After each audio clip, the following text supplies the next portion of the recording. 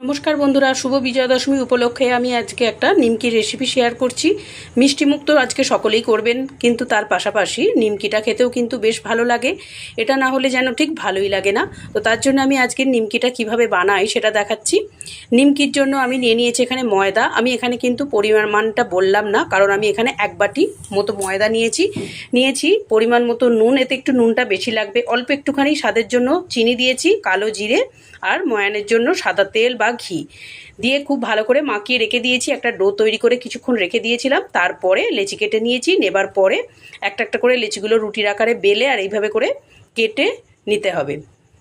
এবার কাটা হয়ে গেছে। এদিকে কড়াতে আমি সাদা তেল দিয়ে দিয়েছি। দিয়ে হালকা তেলটা গরম হবে, তারপরেই নিমকির টুকরোগুলোকে দিয়ে দিতে হবে। এটা হচ্ছে কুঁচো নিমকি। তো এই নিমকিটা খেতে কিন্তু দুর্দান্ত স্বাদ হয়। আমি প্রায় দিনই বাড়িতে বানিয়ে থাকি, বিশেষ করে দুর্গাপুজোর সময় তো আমি প্রত্যেক বছর বানাই।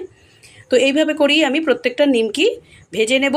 আর এখানে আমার বেশ খানিকটা ভাজা হয়ে গেছে। আর আগে যেগুলো ভেজেছিলাম নরম হয়ে যাবে, তাই জন্য ঠান্ডা করে নিয়ে আমি একটা কৌটোর মধ্যে রেখে দিয়েছি।